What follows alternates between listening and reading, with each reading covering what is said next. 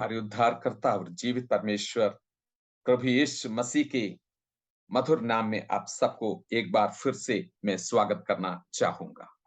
आज एक खास विषय के ऊपर कुछ बातें मैं आपके सामने बांटना चाहूंगा। वो है सांसारिकता और ईश्वरीयता। इसके बारे में कुछ वर्णन या विस्तार आपके सामने मैं रखना चाहूंगा। कुछ दिन पहले, कुछ महीने पहले किसी एक जवान माँ बाप जो है मुझे इस विषय के बारे में पूछा।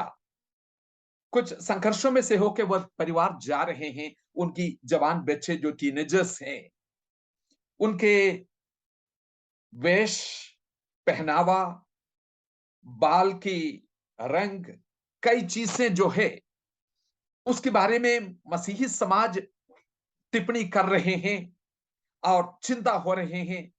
और ओपनली जब इसके बारे में मसीही समाज जब बोलते हैं, ये जवान बच्चे जो हैं थोड़ा सा और बलवा करने वाले बन जाते हैं, रिबेलियस बन जाते हैं। और कैसे हम इसमें आगे जाऊं? क्या ये सांसारिकता है? क्योंकि कई लोग उनको सांसारिक करते लेबल लगा लेते हैं, तो हम क्या करें? ऐसे सवाल पूछा। मेरे यादाश्त जो है थोड़ा सा और पीछे चले गया इस विषय के बारे में। मैं सोच रहे थे करीब 3 दशक पहले भारतवर्ष की एक एक बड़ी शहर में एक बड़ी कलीसिया की 3 दिन का एक चर्च कैंप चल रहा था। बड़ी कलीसिया होने के नाते बहुत सारे यंगस्टर्स जवाने उस चर्च में हैं। तो एक जगह में हम जमा हो रहा था और वहां पे मुझे एक प्रचारक के रूप में, टीचर के रूप में मुझे बुलाया गया और मेरे साथ समय को शेयर करने के लिए एक और जन भी किसी दूसरी जगह से आए थे। और जो थीम हमें दिया गया था वो रोमियो की 12 अध्याय की 2 पद जो है उसी से लेकर संसार के सदृश ना बनो, इस विषय हमें हमें दिया गया था। मुझे तो बहुत अच्छा लगा जवानों के बीच में बात करने के लिए कितनी अच्छा एक टॉपिक दिया गया। मैं इसको बहुत उत्साह के साथ इसको लिया। पहला सभा जो है, दूसरा स्पीकर वो ले रहे थे और सुनते ही मैं उसको जानता नहीं था। सुनते ही मेरे को थोड़ा सा अजीब सा लग रहा था, क्योंकि वो सीधे उस वजन को लेके वो आगे बता रहे हैं कि बहुत कंसर्न मेरे मन में है, चिंता मेरे मन में है मसीही जवानों की जीवन के बारे में। मैं मुझे बहुत चिंता है, ये मैं व्यक्त करना चाहता हूं करके वो अपनी शुरुआत किया। वो कहने लगे, देखो कैसे ये लोग कपड़ा पहनते हैं। कई जवान बच्चे हैं, लड़के लोग इतनी लंबी बाल बना के घूमते हैं और कई लोग बाल में रंग लगा लेते हैं। कैसे कैसे वस्त्र पहनते हैं, बड़े यो फिल्मी स्टार्स के जैसे वस्त्र पहनते हैं। ये सब चीजें देख के मुझे लगता है कि जो अलगाव के लिए हम बुलाए गए हैं और हमारे पुरखाओं ने जिस अलगाव के बारे में बातचीत करते थे, उसमें से अलग होके संसार के साथ जुड़े हुए एक जीवन में कैसे इतनी निचले स्थान में हम चले गए, इन सब बातों के बारे में मुझे बहुत चिंता है। क्योंकि वचन बहुत स्पष्ट है, संसार की सादृश्य ना बनो। हमारे पीढ़ी संसार के सदृश बनते जा रहे हैं। ऐसे करके वो अपनी भाषण देते आगे जा रहे हैं। तो मुझे ऐसे लगा कि थोड़ा-सा गंभीर माहौल बन रहे हैं, क्योंकि कइयों के चेहरे में देख रहे थे और जवान लोग जो है बिल्कुल अ, एक ज्वालामुखी की जो खामोशी है, वैसे वो चुप है, लेकिन अंदर कुछ जल रहे हैं, मैं महसूस कर रही थी। जब मेरी बारी आया, सामने एक व्हाइट बोर्ड रखा था। मैंने पेन अपने हाथ में लिया और व्हाइट बोर्ड के सामने जाके मैंने उनको ये सवाल पूछा। ऑडियंस जो है उनको, सभा को ये सवाल पूछा, आप लोग बता दीजिए, सांसारिकता आपकी नजर में एक विश्वासी के रूप में आप बताइए सांसारिकता आप में नजर में क्या है, उसका लक्षण क्या है? आप बताते जाइए, मैं लिखते जाऊंगा। तो जो ओल्डर जो लोग हैं, बुजुर्ग लोग जो है, माँ बाप जो उधर हैं, उनमें से कई लोग ये बताने लगी कि जो अलगावपन को हमें बनाए रखने की जरूरत है, लेकिन हमारे नए पीढ़ी जो है इससे बहुत दूर है। लंबी बाल, जिस रीति से अपनी मुस्टाश रखते हैं, जीन्स पहन के कलीसिया में आते हैं, ये सारे देख के दुनिया के लोग जैसे हमारे बच्चे भी जा रहे हैं, ये चीजें देख के हमें बहुत दुख हो रहे हैं। ये सब चीजें जो है सांसारिकता का लक्षण है करके वो बता रहे थे। जब सब लोग थोड़ा सा चुप हो गया, कई चीजें मैंने बोर्ड में लिखा, उसके बाद मैं मुड़ के पूछा, तो अब आप बताइए, सांसारिकता की विस्तार विस्तार आपने दिया, एक भक्तिपूर्ण जीवन की विस्तार कैसे होगा, उसकी निशानी क्या क्या होगा, आप जोड़ा बता दीजिए। एक ईश्वरीय जीवन की निशाना क्या क्या होगी? तब उन्होंने बताया कि अगर ईश्वरीय जीवन है तो परमेश्वर से प्रेम करना, पवित्रता की जीवन बिताना, एक गवाही की जीवन और दूसरों की नमूने के एक जीवन, परमेश्वर से प्यार करना और विश्वास में दृढ़ रहना, ये सब जो होगा ईश्वरीय जीवन की निशाना होगा। तो मैंने बोला कि मैं ये दोनों लिस्ट, दोनों तरफ जो लिखा है और उसको मैं देख रहा हूं। जो सांसारिकता की चिन्ह आपने बताया, मैंने एक तरफ लिखा है। ईश्वरीयता की चिन्ह आपने बताया, मैं दूसरी तरफ लिखा है। ये दोनों अ, तरफ में देख रहा हूं। जो आपने पहले जो बताया उसका विपरीत तो नहीं दिखाई दे रहे हैं जो दूसरी बात आपने बताया। क्योंकि पहली बात जो आपने बताया सब कुछ बाहर दिखाई देने वाली चीज के बारे में है, लेकिन दूसरी चीज आप बता रहे हैं ये सब अंदरूनी चीजों के बारे में है। ये उसकी विलोम शब्द जैसे दिखाई नहीं दे रहे हैं। ऐसे शुरुआत हुआ। इस घटना की विस्तार में नहीं बताऊंगा समय की कमी के कारण से, और बताने की जरूरत भी नहीं है। एक चीज बताऊंगा, अगले सुबह जो है मेरे साथ वचन देने के लिए जो बुलाया गया व्यक्ति है, उन्होंने बोला कि मेरा घर में कोई इमरजेंसी है, मुझे वापस जाना है। उसको इमरजेंसी टिकट दे के उसको वापस भेजना पड़ा। तो मेरे पास बहुत समय, आजादी से बात करने के लिए समय मिला। उसका नतीजा बहुत ही अद्भुत था, इतना मैं बता दूंगा और इसको मैं बंद करूंगा। यह जो घटना है कई विचारों को मेरे मन में लेके आया। मसीही समाजों के बीच में सांसारिकता के बारे में और ईश्वरीयता के बारे में कई विस्तार और वर्णन और कहानियां, नैरेटिव्स हमारे सामने है। हम ये भी सवाल सोचते हैं कि फैशन और पैशन, जो धुन या लगन जो होते हैं, ये दोनों साथ मिलकर चल सकते हैं कि नहीं? बहुत लोग जो है आभूषण के बारे में, पहनावे के बारे में, बाल की लंबाई के बारे में, रंग के बारे में, मुस्टाश के बारे में, पोशाक के बारे में, ये सब चीजों को देख के उनकी मन में कुछ ऐसे तनाव बन रहे हैं। ऐसे लग रहा है कि कुछ यू नो अनलिखित कुछ कानून है जिसको फॉलो कर रहे हैं। यह भी एक अजीब सी बात है। प्रभु यीशु मसीह का जैसे जो तस्वीर कई जगह में हमें मिलते हैं, हमेशा एक गोरा आदमी, नीला आंख, लंबी बाल और दाढ़ी, ये सब दिखाई देते हैं और बहुत भक्ति के साथ उसकी ओर देखते हैं। और ईश्वर का, परमेश्वर का संतान जो है उसको ऐसे प्रदर्शित करना चाहते हैं। और दूसरी बात ये मैंने देखा, जब बड़े लोग जो है और अपनी बाल में रंग लगाते हैं, सफेद को काला करते हैं, काला को कुछ और रंग लगाते हैं, यू नो मेहंदी लगाते हैं, ये सब चीजों के बारे में किसी को कोई प्रॉब्लम नहीं है। ये सब स्वीकार्य योग्य वर्णन है। और परमेश्वर को धन्यवाद हो, कुछ ऐसे रंग भी है जो ईश्वरीय रंग है, जो लोग स्वीकार भी कर देते हैं।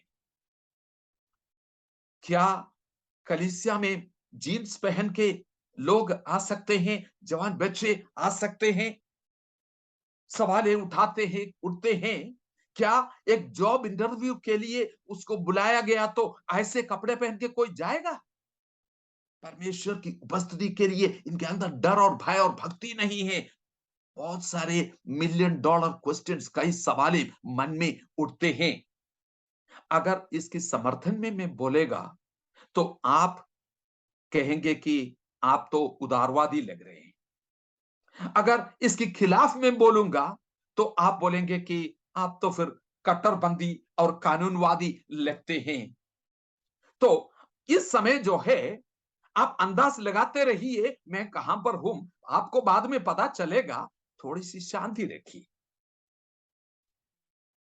क्या अनुग्रह हमें इस चीज के लिए अनुमति देते हैं कि एक लंबे बाल वाले जवान लड़के को या रंग लगाए लगाया हुआ एक व्यक्ति को क्या मैं स्वीकार कर सकता हूं? सभाओं में, खास करके कलीसिया में या मसीही सभाओं में आने के लिए कुछ मर्यादा रखने की जरूरत नहीं है, कुछ डेकोरम मेंटेन करने की जरूरत नहीं है। आप सीधे मेरे को पूछेंगे, पहला तिमुथी 2 अध्याय की 9 पद में सुहाने सुहावने वस्त्रों से अपने आप को सवारे करके लिखा नहीं है? पहला पत्रोस 3 का 3 में श्रृंगार और दिखावटी ना हो, भांति भांति के कपड़ा पहनना, ये सब चीजों के ऊपर मत ध्यान रखो।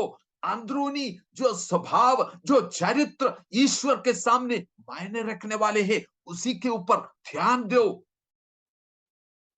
बहुत कंफ्यूजन आ रहे हैं ना। और पहला कुरिन्थियों 11 की 1 से लेकर 16 पद, स्त्रियां जो है सभा में आते हैं, अपनी सिर को कवर करने के बारे में, ढकने के बारे में लिखा है, लंबी बाल के बारे में वहां पे भी लिखा है। हम पूछेंगे, क्या बाइबल स्पष्ट नहीं है? ये सब सांसारिकता को दर्शाते हैं। थोड़ा सा खामोश रखिए, थोड़ा सा शांति से सुन लीजिए। मैं एक सवाल के साथ शुरुआत करूंगा। हाँ, सांसारिकता क्या है? इसकी जवाब मुझे देना है तो एक और सवाल के जवाब मुझे उसके पहले देना पड़ेगा। वो सवाल है, ईश्वरीयता क्या है? What is godliness? भक्तिपूर्ण जीवन क्या है? तीतुस की पुस्तक से कुछ पदों को आपके सामने रखूंगा। ये सारे पद जो मैं बोलने जा रहा हूं, तीतुस की पत्री से हैं। पौलुस प्रेरित जो तीतुस को के पत्री में लिखा है, पहला अध्याय की पहला पद में ही इस सब्जेक्ट को पॉल इंट्रोड्यूस करते हैं और प्रस्तुत करते हुए कहते हैं कि भक्तिपूर्ण जीवन के बारे में परमेश्वर के लोगों की विश्वास और सत्य और भक्ति के पहचान के अनुसार कुछ बातें लिख रहे हैं करके वो अपनी परिचय इंट्रोडक्टरी शब्दों में वो कहते हैं। किस चीज की विषय में लिखना चाह रहे हैं? परमेश्वर के लोगों की विश्वास और सत्य और भक्ति के पहचान के अनुसार कुछ बातें लिख रहे हैं। पॉल किस चीज के बारे में आगे लिख रहे हैं? ये भक्ति की पहचान, ये ईश्वरीय जीवन की पहचान किस प्रकार से होगा, उसकी कई परिभाषा, उसकी डेफिनेशन, उसकी निर्वचन जो है तीतुस को वो देते हैं। ये पहला अध्याय की, ये सारे तीतुस की पत्री से है, पहला अध्याय की 8 पद देख लीजिए। मैं जल्दी जल्दी इन पदों को बताते जाऊंगा। पगुनाई करने वाला, भलाई को चाहने वाला, संयमी, न्यायी, पवित्र, जितेंद्रिय, ये सब चीज ईश्वरीय स्वभाव को दर्शाते हैं, ईश्वरीय भक्ति को दर्शाते हैं। इस भक्तिपूर्ण जीवन कैसे होगा उसके बारे में मैं लिख रहा हूं। पौलुस कहते हैं 2 की 7, भले कामों का नमूना बनाए। तुम्हारा जीवन जो है भले कामों का नमूना बनाए। 2 का 14, भले काम की तीव्र इच्छा रखने वाला हो। 3 का 1, हर एक अच्छे काम के लिए तैयार रहें। हर एक अच्छे काम के लिए तैयार रहें। 3 का 8, भले कामों में लगे रहने की ध्यान रखें। और 3 का 14, विश्वासियों के बारे में लिखा है कि ये उनको सिखाना, क्या सिखाना? अच्छे काम में लगे रहना, विश्वासियों को सिखाना। वो सीखे ये बात को।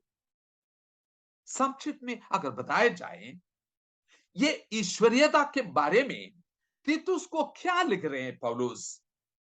ये इस विषय के बारे में है। संक्षिप्त में बताया जाए तो बड़ी लगन के साथ एक ऐसे ईश्वरीय जीवन जिए जो काम के द्वारा, भले कामों के द्वारा दिखाई देते हैं, और जानबूझ के भले कामों में लगे रहना, लगातार बने रहना, उसको सीखना और उसमें बढ़ते जाना, जो पहले से परमेश्वर ने हमारे लिए निर्धारित किया है मसीह यीशु में। जैसे इफिसियों की 2 का 10 में लिखा है, इस चीज को प्रदर्शित करते हुए जीने वाला जीवन जो है ईश्वरीय जीवन होगा। गॉडलिनेस, उसके लिए जो मूल भाषा में ईश्वरीयता के लिए जो शब्द इस्तेमाल किया गया है, यूनानी भाषा में यूसेबेया, ये शब्द जो इस्तेमाल किया है, इसका मतलब है परमेश्वर के भय मानना और ईश्वर के ऊपर केंद्रित एक जीवन। परमेश्वर के ऊपर, परमेश्वर केंद्र में रखा हुआ एक जीवन। यह जो शब्द है नए नियम में करीब 15 बार इस्तेमाल किया है। उसमें 13 बार जो है पौलुस की पत्रियों में ये आते हैं, और उसके 9 बार जो है पहला तिमोथी में ये पद आते हैं। 9 बार पहले तिमोथी में, और बाकी पत्रियों में 4 और बार मिलके 13 बार जो है, 15 बार जो ये पद इस्तेमाल किया, उसमें 13 बार पौलुस की पत्रियों में आते हैं। पहला तिमुथियुस से कुछ पद जैसे मैं रखूंगा, ये सारे जो जो वर्सेस है, ये पहला तिमुथी से है। 2 अध्याय की 2 पद, विश्वास और चैन के साथ सारी भक्ति और गंभीरता से जीवन बिताए। बड़ी गंभीरता के जीवन, जोकस बन के नहीं है, मजेदार लोग बन के नहीं है, मजाक वाले बन के नहीं है, गंभीरता के जीवन बिताने वाले, विश्वास और चैन के साथ सारे भक्ति और गंभीरता से जीवन बिताए। ये एक लक्षण है। और 2 अध्याय की 9 और 10 पद जो है, वहां पे स्त्रियों के बारे में, उनकी वेश विधान के बारे में बताया गया है कि परमेश्वर के भक्ति ग्रहण करने वालों के लिए उचित जीवन जो है। तो यह सीधे बताते हैं कि परमेश्वर की भक्ति मानने वाली ईश्वरीय स्त्रियां या पुरुष जो है, उसके योग्य एक बाहरी रूप में भी दिखाने वाली कुछ चीज है जो बाहर भी दिखाई देते हैं, और उस भले कामों में ज्यादा जोर दे, अंदरूनी मनुष्य जो है उसमें जोर दे। अगर कोई दावा करते हैं कि मैं एक ईश्वरीय भक्ति से जीने वाला व्यक्ति हूं, उनके जीवन में देखने के लिए भी कुछ ऐसे चीजें मिलते हैं, ये वचन कहते हैं। 3 अध्याय की 16 पद, भक्ति का भेद गंभीर है। तो भक्ति का भेद गंभीर है, तो इस गंभीर भेद को समझने के लिए हमें समय बिताने की जरूरत है और इसको ध्यान देने की जरूरत है। भक्ति के लिए 4 अध्याय के 7 पद में पौलुस तिमोथी को कह रहे हैं, जवान तिमोथी को कह रहे हैं कि तिमोथी, भक्ति के लिए अनुशासन रखना है तुम्हें, जैसे जिम में जाके एक व्यक्ति अपनी मसल को बनाने के लिए एक्सरसाइज करते हैं, ऐसे अनुशासन तुम्हें रखना है, एक अनुशासित जीवन, ताकि तुम्हारा आत्मिक मसल जो है भक्ति का जीवन को दर्शाने वाले बन सके। इसमें लगातार लगी रहना है, एक डिसिप्लिन अनुशासित जीवन तुम्हें जीना है। भक्ति ऑटोमेटिकली नहीं आएगा, भक्ति के लिए एक अनुशासित जीवन। आज सुबह इस भक्ति में बढ़ने के लिए, इस ईश्वरीयता में बढ़ने के लिए क्या क्या चीजें हैं मैं अपने जीवन की अनुशासन में ला रखे हैं। ये मेरे जीवन की हिस्सा बन चुकी है कि ईश्वरीय जीवन की उसमें बढ़ने के लिए मेरी अनुशासन की हिस्सा ये होगा, ये होगा, ये होगा। कितनी चीज से मेरे भाइयों और बहनों आपको कहने के लिए जो आपने अपने जीवन में लाया है एक अनुशासन के रूप में, ताकि मैं बढ़ते जाऊं इसमें। 4 की 8 वर्तमान और भविष्य के लिए भक्ति लाभदायक है। ये सिर्फ तात्कालिक अभी के लिए नहीं, वर्तमान के लिए नहीं, भविष्य के लिए भी ये बहुत ही लाभदायक है। यहीं पे इन्वेस्ट करो मेरे प्रियो, ये बड़ी लाभदायक चीज है। 6 के 3 पहला तिमोथी से मैं बोल रहा हूं, 6 का 3 तुम्हारा उपदेश जो है, डॉक्ट्रिन जो टीचिंग जो देते हैं, ईश्वरीय भक्ति के साथ मिलजुल के जाने वाला शिक्षा दे। और 6 के 5 भक्ति कमाई का साधन नहीं है। कई लोग सोचते हैं कि ईश्वरीय भक्ति भी एक कमाई का साधन है। 6 का 6 पद में वो कहते हैं कि हाँ जी, सचमुच में इसमें कोई कमाई है। वो क्या है? संतोष सहित भक्ति बड़ी कमाई है। संतोष सहित भक्ति, परमेश्वर में आनंदित होने वाला भक्ति, उसमें संतृप्ति पाने वाला जो भक्ति है, बड़ी कमाई है। 6 के 11 में लिखा है कि बुराई से, संसार की धन की अभिलाषा की बुराई से भागो तुम, और ईश्वरीय भक्ति के पीछे दौड़ो। उस भक्ति के साथ जुड़े हुए चीजें क्या है? ईश्वरीय भक्ति के साथ जुड़े हुए चीजें, ईश्वरीयता की चीज साथ जुड़े हुए चीजें क्या है? धार्मिकता, ईश्वरीयता, विश्वास, प्रेम, धीरज और नम्रता, ये सब ईश्वरीयता के साथ जुड़े हुए हैं। भक्तिपूर्ण जीवन का प्रदर्शन इस प्रकार से होते हैं। 12 पद में जाके बताते हैं कि ये सचमुच में एक आत्मिक मल्ल युद्ध के लिए तुम्हें बुलाते हैं। उस विश्वास की अच्छा कुश्ती तुम लड़े और उस अनंत जीवन को पकड़े रखे। यीशु मसीह है वो अनंत जीवन, उसको पकड़े रखे और एक ब्लेमलेस लाइफ, निर्दोष एक जीवन जीने के लिए बुलाहट है। संक्षिप्त में अगर उसको कहें, ईश्वरीयता जो है आत्मा में एक जीवन, आत्मिक मल्ल युद्ध में ये जीवन आगे बढ़ते जाएगा। अनंतता की दृष्टि में से सब चीजों को देखते हैं और ऐसे एक एक कदम आगे रखते हैं। अनंतता की दृष्टि को के साथ सब चीजों को देखना, ईश्वरीय चरित्र में बढ़ना, राज्य की जीवन जीना और सुसमाचार में जड़ पकड़े हुए जीवन जीना और मसीह की समानता में बढ़ते जाएं और उसमें आनंदित करने वाला एक जीवन।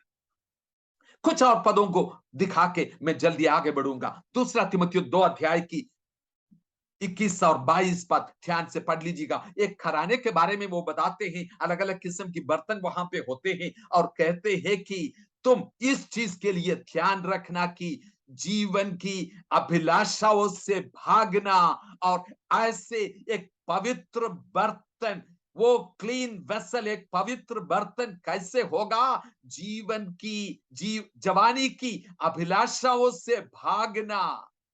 जवानी की अभिलाषाएं बर्तन को खराब करने वाला है, उसको गंदा करने वाले हैं। इसलिए उन अभिलाषाओं से भागकर एक पवित्र बर्तन जो स्वामी के लिए उपयोगी पात्र जो बनते हैं, उसी के लिए तुम्हें यत्न करना है। और आगे फिर वो कहते हैं, यूथफुल लस्ट, जवानी की अभिलाषाओं से भागकर कौन सी चीज के पीछे भागना है?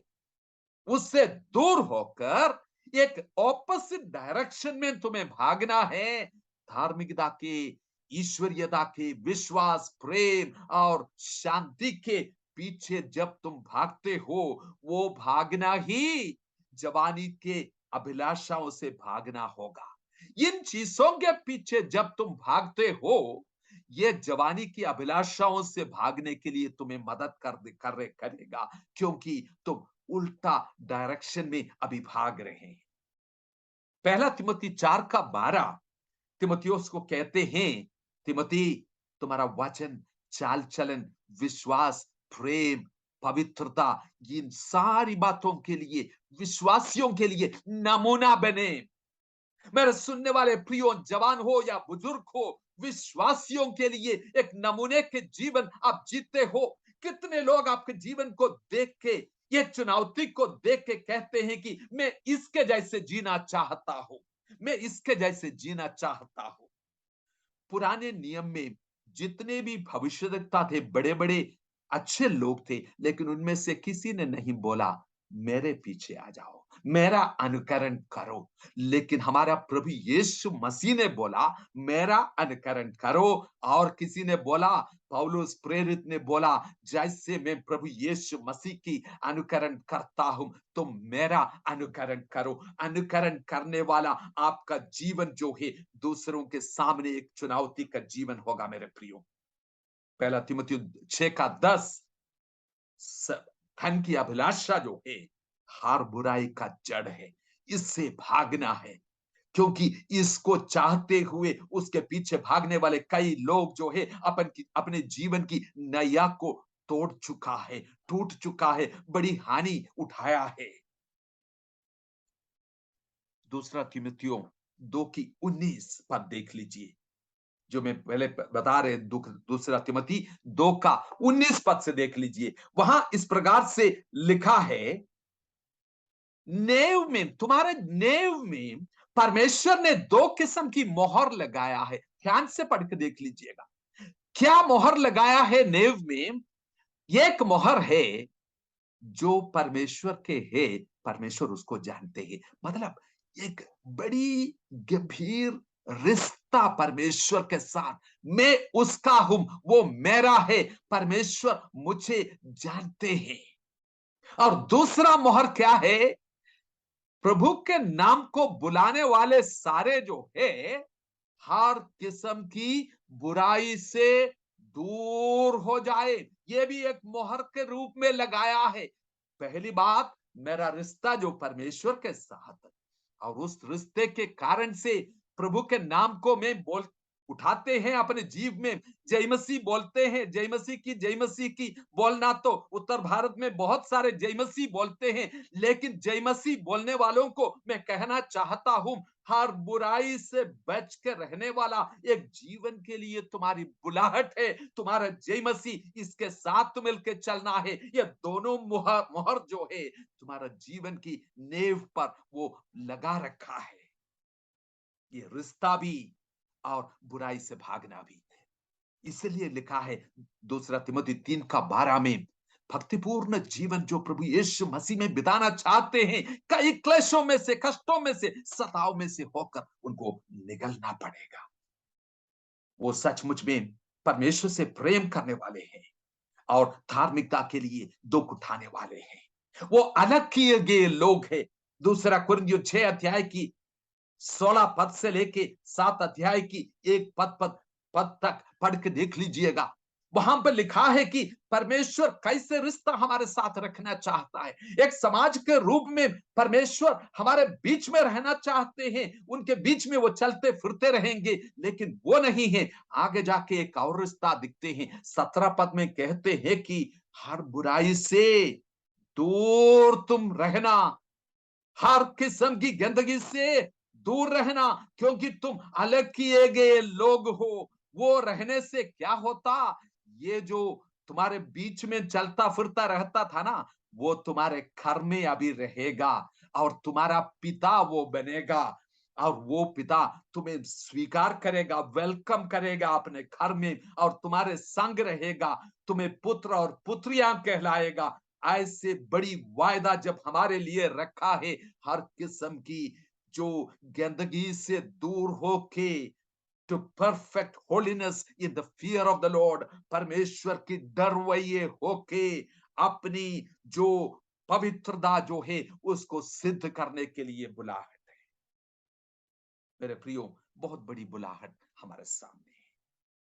रोमियो की 12 की 1 में इसलिए कहते हैं कि परमेश्वर ने जो बहुत बड़ी दया हम पर दिखाई, एक पवित्रता के लिए, एक होली सैक्रिफाइस के लिए, एक पवित्र बलिदान के लिए हमें बुला रहे हैं, क्योंकि इस उद्देश्य के लिए हम अलग किए गए हैं, एक सिंगल पर्पस के, अपने शरीरों को जीवित बलिदान के रूप में उसके सामने अर्पण करें। तुम्हारा जीवन ऐसे दिखाई दे कि वेदी पर अर्पण किया गया एक जीवन, वेदी पर एक बलिदान के रूप में अर्पण किया गया है। मैं क्रूस पर, यीशु मसीह के साथ क्रूस पर चढ़ाया गया है।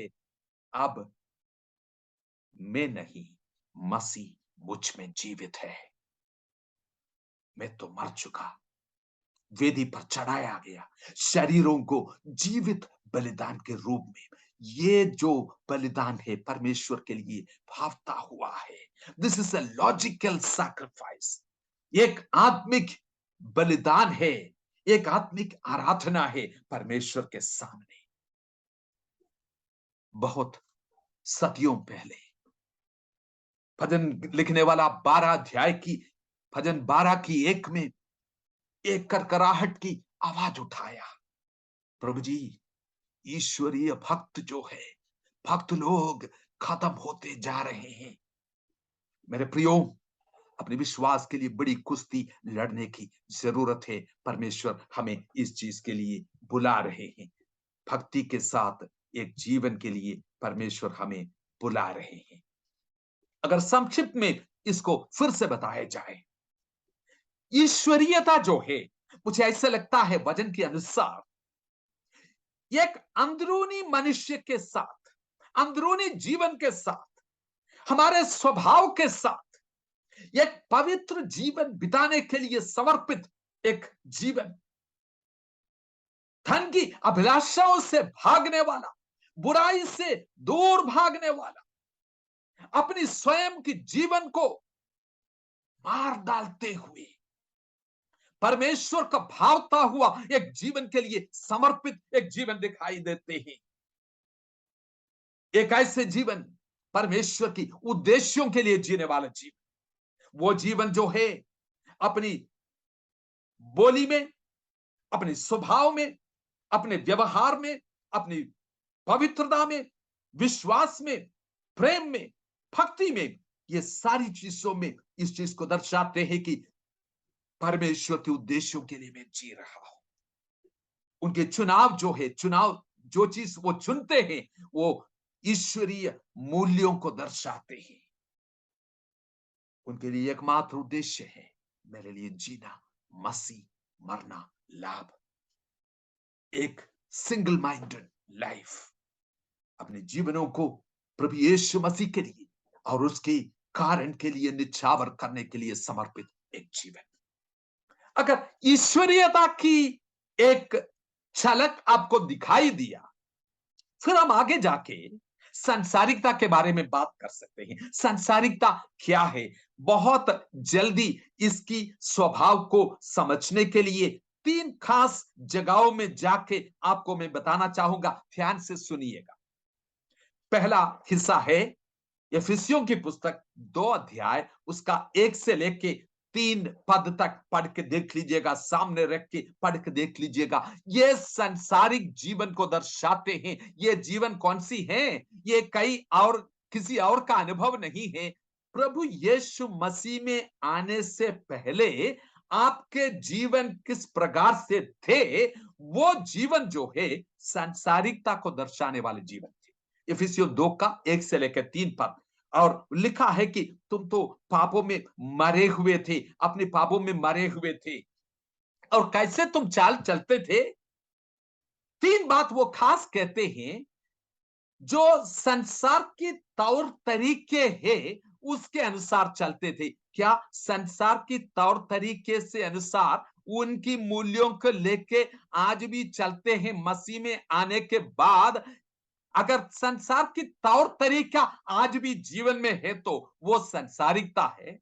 दूसरा, जो आसमान में मंडराने वाली आत्मिक ताकतें हैं, जो परमेश्वर की आज्ञा नहीं मानते हैं, ऐसे संतानों की अंदर कार्य करने वाले आत्मा के अनुसार चलते हो, और आसमान में मंडराने वाले उन शक्तियों के अनुसार चलते हो। अगर ये चीजें हैं तो ये शैतानी शक्तियों की अधीनता में जीते हैं, और संसार की तौर तरीका और मूल्यों को अपनाते हुए एक जीवन है तो ये जीवन संसारिक जीवन है।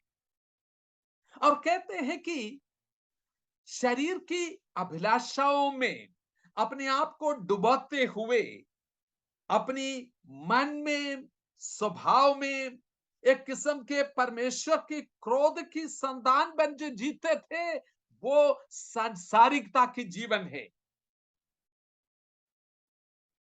जो दुनिया की आइडिया है जीने के बारे में, उसके अनुसार, जैसे कि एक मरा हुआ मछली जो है पानी की बहाव के साथ चलने वाली है, दुनिया की साथ हम ऐसे चलने वाले हैं तो बस जैसे दुनिया चलते हैं हमें भी चलना पड़ेगा। मरे हुए जो मछली है वही बहाव के साथ चलते हैं, जो जिंदा मछली है बहाव के खिलाफ वो चलते हैं। इस संसार की जो कल्पनाएं हैं और उनकी इम्पल्सेस है, जो बुरी स्वभाव जो हमारे अंदर है, उसके अनुसार चलने वाले सांसारिक जीवन जीते हैं। इसी में परमेश्वर ने 4 पद में लिखा है, इफिसियों 2 के 4 पद में, लेकिन परमेश्वर क्या किया? इसके बीच में आके मरे हुओं को उसने जिलाया, उसकी स्वभाव को बदला, अनुग्रह के द्वारा जीवन को बदला, एक नए जीवन हमें दे दिया, और हमारे जीवन से उसने अपनी कारीगरी को प्रकट किया। वी आर हिज वर्कमैनशिप, उनके कार्य करने की तरीके की एक सर्वोत्तम प्रदर्शन है हमारा जीवन। ऐसे आत्मा के द्वारा उसने हमें बनाया, और उन भले कामों के लिए हम सृजे गए हैं, और उसका अनुग्रह हमारे लिए वो देते जा रहे हैं। और इन दोनों चीजों को बहुत गहरे जो जड़ है, सांसारिकता का जड़ पाप में जड़ पकड़े है, तो ईश्वरीयता का जड़ जो है धार्मिकता में जड़ पकड़े है। तो ये एक किस्म की सांसारिकता और आत्मिकता साफ दर्शाते हैं। एक दूसरा हिस्सा, दूसरा तिमुथियुस 3 अध्याय की 1 से लेकर 5 पद तक आप पढ़ के देख लीजिएगा। समय की कमी के कारण से वो बहुत सारी चीजें जो लिखा है मैं उसमें नहीं जा रहा। कई लोगों के बारे में लिखा है, वो कहते हैं कि बहुत कठिन समय आ रहे हैं प्रियो, मेरे बहुत कठिन समय आ रहे हैं, अंतिम दिनों में कठिन समय आएगा। क्योंकि मनुष्य कैसे होंगे? अपस्वार्थी, लोभी, डींगमार, अभिमानी, निंदक, माता पिता की आज्ञा टालने वाले, कृतघ्न, अपवित्र, माया रहित, क्षमा रहित, दोष लगाने वाले, असंयमी, कठोर, भले की वैरी, विश्वासघाती, ढीठ, घमंडी, और परमेश्वर के नहीं वर्ण सुख विलासों की चाहने वाले होंगे। परमेश्वर के नहीं सुख विलासों की चाहने वाले होंगे।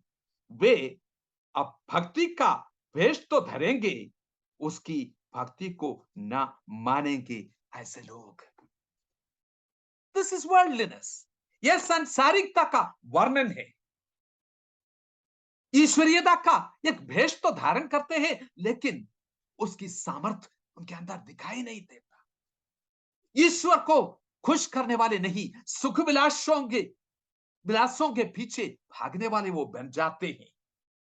ये हिस्सा जो है, सांसारिकता एक दूसरा वर्णन हमारे सामने देते हैं। ध्यान से पढ़ के देख लीजिएगा, बहुत बातें उसमें हैं। तीसरी बात, पहला यूहन्ना 2 अध्याय के 15 से लेके 17 पद तक, वहां पे दो अलग किस्म की प्रेम के बारे में बताता है। एक है संसार की प्रेम और दूसरा है परमेश्वर का प्रेम। संसार की प्रेम, परमेश्वर का प्रेम। नाउ इसके बारे में तीन बातों को मैं बताना चाहूंगा। परमेश्वर का प्रेम, ये संसार की प्रेम और परमेश्वर के प्रेम के बारे में, उसका स्वभाव, उसका स्रोत और उसका गंतव्य स्थान, ये बिल्कुल अंदर है ये दोनों के बीच में। पहले स्वभाव के बारे में कुछ बातें बोलूंगा, फिर आगे निकलूंगा।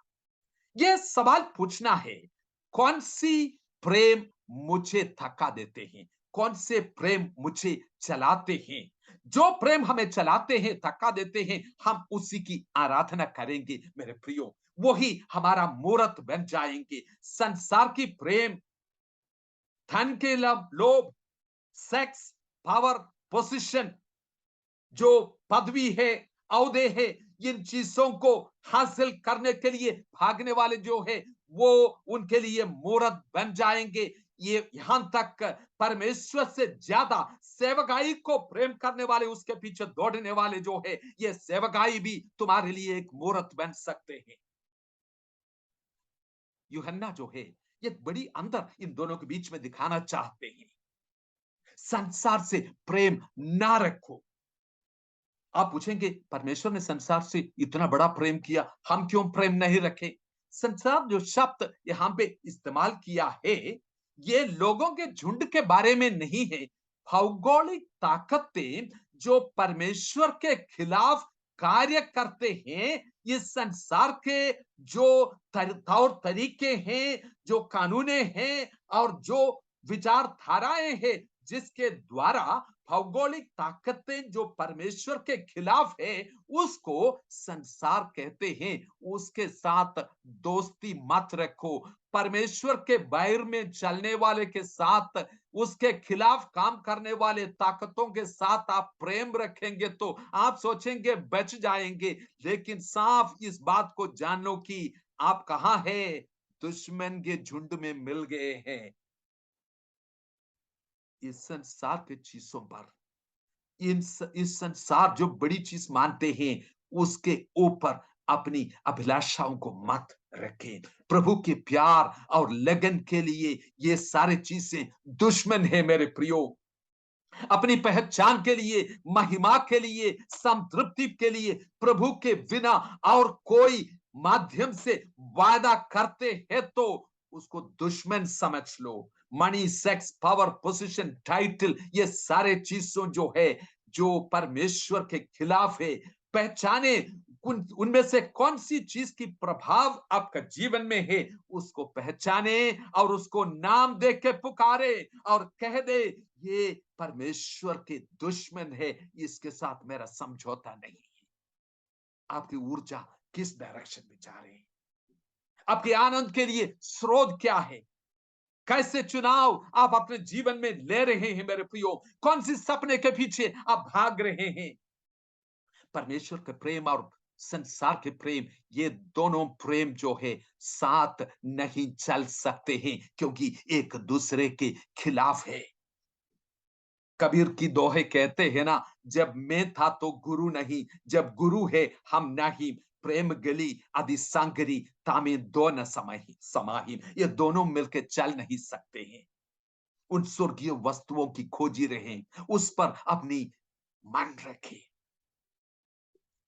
जॉन लेनेक्स ऑक्सफोर्ड का एक मैथमेटिशियन है, उन्होंने इस प्रकार से बोला, देने वाले की दोस्ती के बिना कोई भी दान का मजा लेना सांसारिकता है, ये मूर्त है।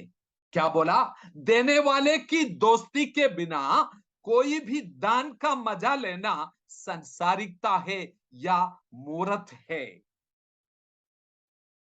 कई वरदानों को लेके भी लोग चलते हैं, परमेश्वर के साथ घनिष्ठता का संबंध उनके जीवन में नहीं है, लेकिन वरदानों को लेके वो भाग रहे हैं। देने वाले की दोस्ती, मुझे इतना नहीं चाहिए, वरदान को लेके मैं भागेंगे।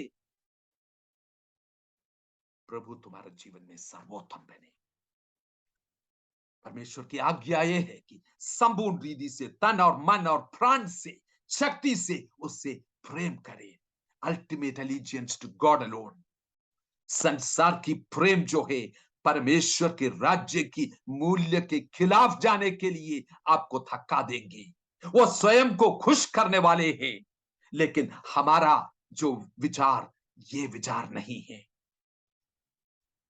पाप का मूल जड़ जो है, स्वयं के ऊपर स्वार्थ पाप का मूल है। मैं आपको निमंत्रण दूंगा, थोड़ी समय आपके पास से अलग कीजिए संसार की व्यस्तता के जीवन से। उस पहाड़ के ऊपर गत्समने की बगीचे में थोड़ी सी समय अपने प्राण प्रिय के साथ बिताने के लिए आपके पास है। वहां थोड़ी देर खड़े होकर उसके जीवन को देख लीजिए। उनकी आहें भर भर कर सांस ले रहे हैं, उसको देख लीजिए। उसकी मुगलने मुंह से निकलने वाली शब्दों को सुन लीजिए। क्या आवाज आपको सुनाई दे रही है? मेरी इच्छा नहीं, तेरी ही इच्छा पूरी हो जाए। मैं अपनी स्वयं की तात्पर्य को रक्षा करने के लिए यहां पर नहीं हूं, तेरी इच्छा पूरा करने के लिए मैं यहां पर हूं। प्रेम का स्वभाव आप देख पा रहे हैं। दूसरी बात, इसका स्रोत के बारे में कुछ बातें जल्दी बोल के मैं आगे निकलूंगा। ये स्रोत कहां से है? एक जो है परमे संसार की प्रेम, वो कहते, जॉन कहते हैं कि ये पिता की ओर से नहीं है। जो पिता की ओर से आने वाला प्रेम अलग है, संसार से आने वाला प्रेम अलग है। ये दोनों अलग अलग दो स्रोत से निकल के आते हैं। बिल्कुल ध्यान देना इसको, स्रोत ये दोनों बिल्कुल अलग है। कैसे पहचानेगा? जो स्रोत जो पापमय स्वभाव से निकल के आते हैं, संसार की औरतें हैं, वो प्रेम कैसे मैनिफेस्ट करेगा? आंखों की अभिलाषाएं, शरीर की अभिलाषाएं, जीविका के कमंड में वो प्रकट होगा। हवा की टेम्पटेशन जो एदन की वाटिका में जो अब हवा के साथ हुआ था, उसमें डायट, डिलाइट और डिजायर टू बी ग्रेट, इन तीनों चीज में जो है वो ही प्रकट होते हैं। आंखों की अभिलाषाएं, शरीर की अभिलाषाएं, जीविका का घमंड वहां दर्शाते हैं। परमेश्वर के पुत्र प्रभु यीशु मसीह 40 दिन तक मरुभूमि में जब परीक्षा में जो जो किया गया था, उसके बीच में उनके ऊपर भी ये तीनों बड़ी, लेकिन जयवंत होकर वो आगे निकला। परमेश्वर के साथ आप खुश नहीं है तो सांसारिकता आपको पकड़ेगा। परमेश्वर में संतृप्ति नहीं पाए हैं तो सांसारिकता आपके पीछे आएगा। कोई भी नाशवान चीज को सर्वोत्तम मान के चलना सांसारिकता है। सुन लीजिए फिर से, कोई भी नाशवान चीज सर्वोत्तम मान के चलना, ये सांसारिकता है। अच्छा लगता है, लेकिन ये मुझे चाहिए। कई लोगों के लिए मेरा शादी नहीं हुआ, शादी नहीं हुआ, शादी होना चाहिए, कैसे भी हो, किसी भी हालत में हो, कोई भी समझौता करके हो, मेरे बच्चे बच्चे बच्चे, मेरा करियर करियर करियर, मेरा काम। ये कई चीजें अच्छी चीजें हैं, लेकिन जब वो सर्वोत्तम बन जाते हैं, वो पाप का मूल बन जाते हैं, सांसारिकता बन जाते हैं।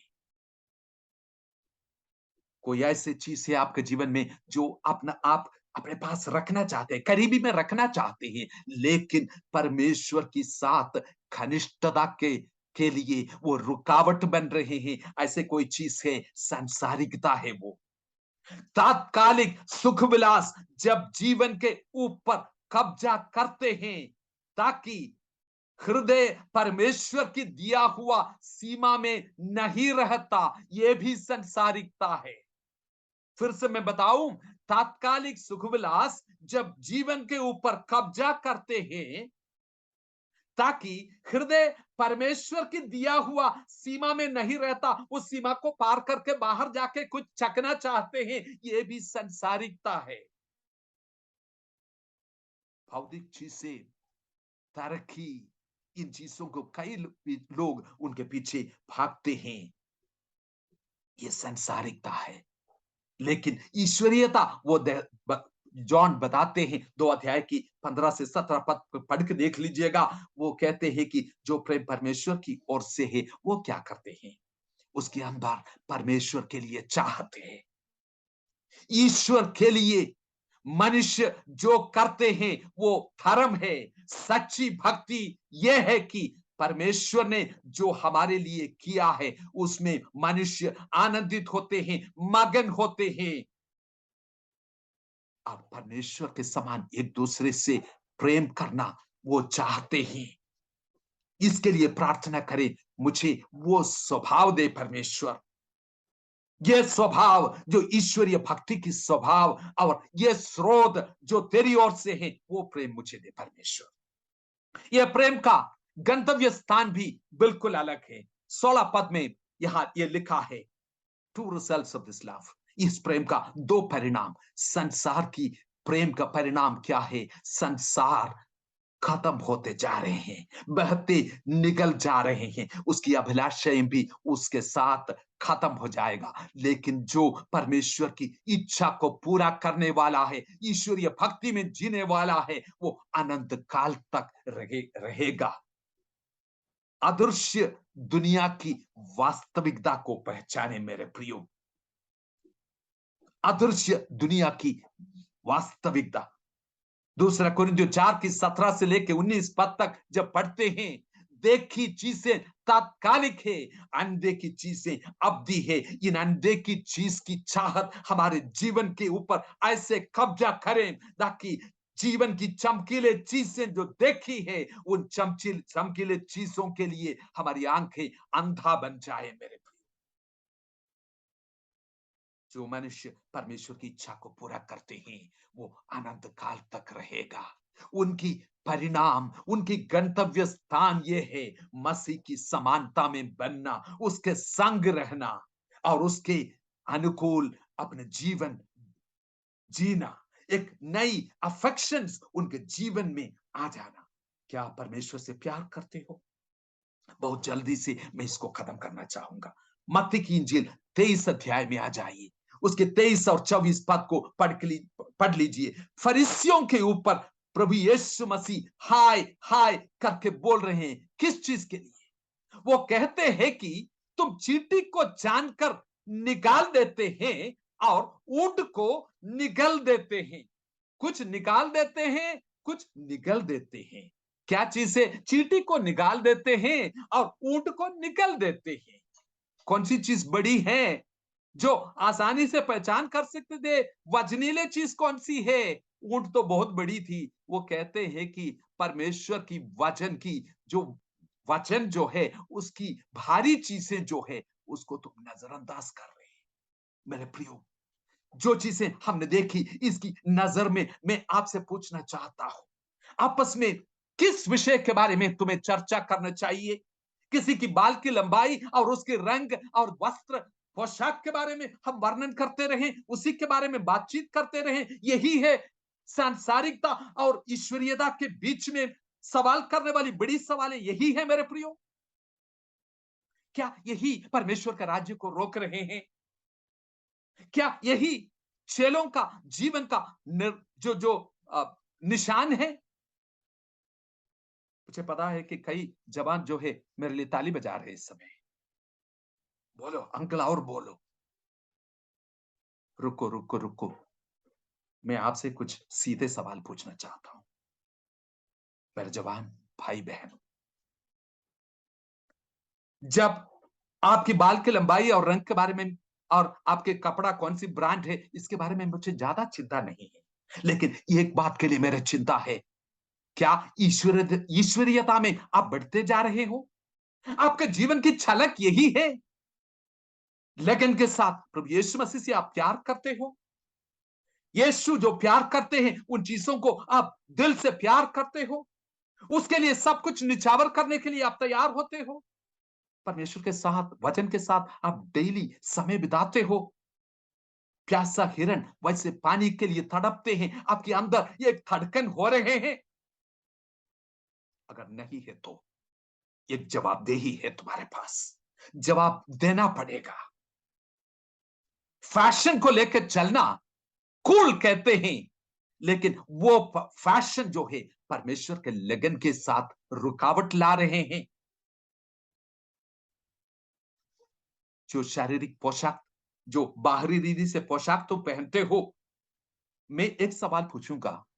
जिस रीति से तुम कपड़ा पहनते हो, अपने आप को कंडक्ट करते हो, कराते हो, उस रीति से आपका भाई और बहन को टोकर लगते हो। जिस रीति से कपड़ा तुम पहनते हो, उसको देख के गलत विचार उसकी अंदर आने के लिए तुम मौका देते हो। अगर किसी कारण से तुम उसके लिए कंट्रीब्यूट किया है तो तुम्हारे ऊपर भारी जिम्मेवारी है मेरे प्रियो। वर्शिप लीड करने के लिए सामने खड़े होके हाथ फैला रहे हैं, लेकिन जिस रीति से तुम उसके लिए अपने आप को तैयार किया, सिर्फ बाहरी रीति से बड़ी अच्छे से वस्त्र पहन के ये सब अपनी और लोगों को आकर्षित करने के लिए कोशिश करते, कुछ चमकीले चीजें पहन के आके वो एक्सटर्नल जो है पिता की ओर आकर्षित करने वाली चीजों को वांछित रहते हैं, तो आपके लिए बड़ी जिम्मेवारी है। आप जब तैयार होते हैं, आपके कमरे में कितनी दर्पण है और उसके सामने कितनी देर खड़े होकर देखते रहे। मैं आपको बताना चाहूंगा, अपने कमरे की चारों ओर परमेश्वर के वचन के दर्पण को लगाए और उसको देखे, उसके अनुसार जांच ले अपने जीवन को। जो वैनिटी बैग लेके चलते हैं, अच्छा नाम दिया है, ये वैनिटी है, ये माया है, ये चीजों में कोई खास नहीं है। जिस संसार में आप रह रहे हैं, ध्यान दे दीजिए, नग्नता को महत्वता देने वाला एक संसार है ये। फिल्म स्टार्स को दिखाते हैं ना, जितना बॉडी पार्ट्स को दिखा सकते हैं और गलत भावनाओं को लोगों के अंदर उत्पन्न करा सकते हैं, वो कहते हैं हॉट है ये। और जो उसको एंजॉय करते हैं वो कूल है। और मामूली पोशाक पहन के नम्रता से जीने वालों को बोलते हैं ये तो ओल्ड फैशन है। मेरे प्रियो, शर्म की भावना हमारे अंदर से खत्म होते जा रहे हैं। कौन सी चीज के साथ आप खेल रहे हैं? अपनी गोदी में आग लेके आप नहीं चल पाएंगे बिना उसको जलाते हुए। बहुत सारे लोग पोर्नोग्राफी में क्यों हुक हो जाते हैं, कईयों के जीवन में चोट पहुंचती। मेरे प्रियो, मैं पूछना चाहता हूं, आप इस विषय के बारे में चर्चा क्यों नहीं करते हैं? मेरे अंदर परमेश्वर के लिए भूख और प्यास, उस वचन के लिए भूख और प्यास, पवित्रता के लिए भूख और प्यास मेरे अंदर क्यों नहीं है? इसके बारे में तुम मिलकर चर्चा क्यों नहीं करते हैं? जवानों को मैं चुनौती देना चाहता हूं, तुम्हारे बीच में यह चर्चा होना चाहिए। यह स्टाइल और वो स्टाइल के बारे में नहीं, संसारिकता और ईश्वरीयता, तब तुम्हें पता चलेगा हम आत्मा में शून्य होते जा रहे हैं।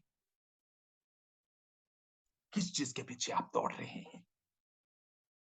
परमेश्वर को खुश करने वाले, राज्य के पीछे, उनके मूल्यों के पीछे दौड़ने वाले, प्रभु यीशु के निशाने की ओर बढ़ते चले जाने वाले हम बन रहे हैं। पैमाने में तोलने से कमी तो नहीं पाएंगे। क्या आज कहने के लिए तैयार है, हे प्रभु मुझे जांच, मेरे दिल को जांच। संसारिकता और ईश्वरीय भक्ति की परिभाषा बदल जाए मेरे प्रियो। पहला सामुएल 16 अध्याय की 7 पद में जिस प्रकार से लिखा है, उसका बा भाग में परमेश्वर जैसे मनुष्य देखते हैं वैसे बाहरी रीति से नहीं देखता। जब मनुष्य बाहरी रीति से देखते हैं, परमेश्वर तुम्हारे दिलों को जांचने वाला है। आज वो झांक के तुम्हारे दिल के अंदर देख रहे हैं, क्या तुम्हारे अंदर क्या पाया जाएगा। अपने आप को इनकार करके क्रूस उठा के उनके पीछे प्रतिदिन चले। ये है ईश्वरीय भक्ति। संसारिकता के से दूर होने के लिए तरीका यही है मेरे प्रियो। इस वचन के अनुसार अपने आप को जांचे, समर्पण करें। प्यारे परमेश्वर, आपके सामर्थ्य हाथ में हम अपने जीवनों को देते हैं। जितने लोग इस वचन को सुना, हम दूसरों की आलोचना करते हैं, ये संसारिक है, इनका जीवन को देखे करके हम कई बार कहते हैं, लेकिन हमारी ईश्वरीयता के जांच करने के लिए मदद करें परमेश्वर। हम कहां पर है इस ईश्वरीय भक्ति में, हम कहां पर है? क्या परमेश्वर के प्रेम या संसार के प्रेम हमारे अंदर कार्य करते हैं? प्रभु जी, हमें ऐसे लगन दे, ईश्वरीय भक्ति और धार्मिकता और प्रेम और विश्वास उसके उसके पीछे दौड़ने वाले हमें बनाए परमेश्वर। हर किस्म की बुराई से भागने वाले हमें बनाए परमेश्वर। परमेश्वर के लिए उनके प्रेम की इस आग को लेकर चलने वाले एक नई पीढ़ी को अब खड़ा करें परमेश्वर, ताकि हम मिलके तेरे राज्य की इस महानता को और तेरी सुंदरता को और तेरी महिमा को इस दुनिया के सामने दर्शाने वाले हम बनाए। इस वचन लगातार हमारे जीवन में कार्य करते रहें। आदर और महिमा हम जीवते परमेश्वर को देते हैं और ये सब कुछ हम मांगते हैं हमारे उद्धारकर्ता और जीवित परमेश्वर प्रभु यीशु मसीह के नाम से। सुनव दया से ग्रहण कीजिए। आमीन। मेरी आशा है कि इस वचन के द्वारा परमेश्वर आपसे बातचीत करें। जरूर कुछ समय निकाल के जीवन में एक हिस्सा बनाए परमेश्वर के संग, प्रभु यीशु मसीह के संग गत्समने के बगीचे में खामोशी में थोड़ा सा समय बिताए, अलग होके संसार की बड़ी भीड़ से, उसकी आवाज से अलग होकर उनसे कहें, प्रभु मैं आपके संग रुकना चाहता हूँ, तेरे घनिष्ठता में बढ़ना चाहता हूँ। यही मेरा जीवन का लक्ष्य है। परमेश्वर आपको बड़ी आशीष और बरकत दे। आमीन। फिर से हम मिलेंगे। God bless you.